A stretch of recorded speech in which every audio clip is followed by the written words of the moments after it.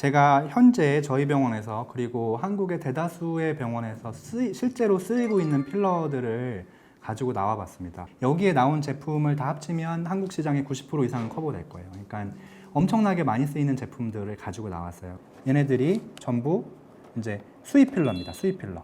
수입 필러 중에 제일 많이 쓰이는 네 종류를 가지고 나왔습니다.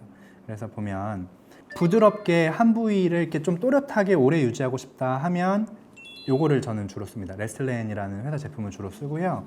나는 좀 볼륨이 많이 필요해요 하는 사람은 요거를 많이 씁니다. 스타일에이지. 그러니까 똑같이 1cc를 넣었을 때 얘가 볼륨이 조금 더 많이 올라와요.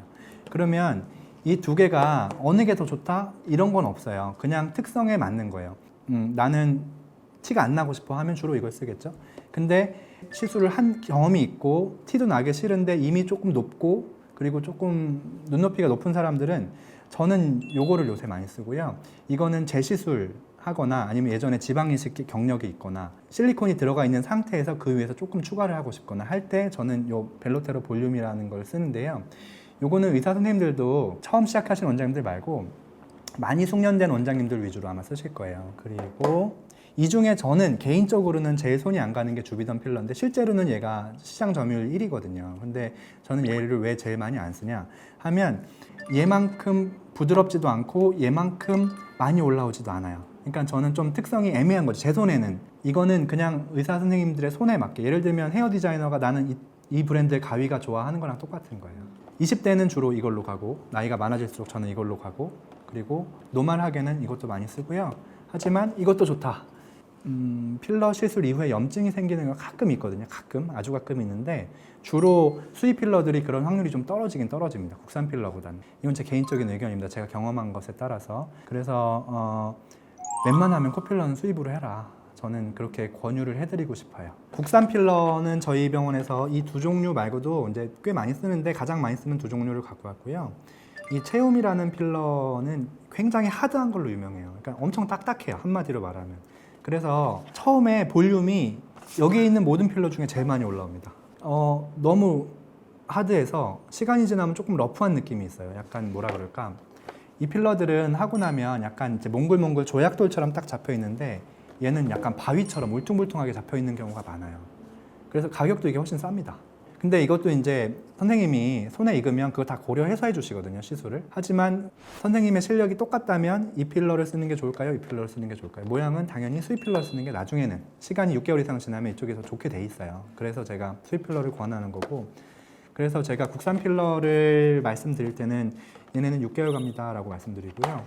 얘네는 1년 정도 갈 거예요 라고 말씀드려요. 근데 꼭 그게 다 맞는 건 아니고 개인차가 되게 커요. 그래서 진짜 짧게는 3개월 가는 사람부터 길게 가면 5년이나 7년도 갑니다. 이게 전부 다 히알루론산으로 만든 필러들이기 때문에 내 몸에 히알루론산을 녹이는 그런 효소가 얼마나 있느냐에 따라서 그 농도에 따라서 더 많이 좌우돼요. 그래서 예를 들어서 3개월 이걸로 맞아서 3개월밖에 안 가는 사람이 그러면 이거 맞으면 1년 갈까요? 그렇지 않아요. 이거 맞아도 한 4개월, 5개월밖에 안 갈 거예요. 그러니까 그런 차이가 있어요. 그래서 개인차가 굉장히 크고요.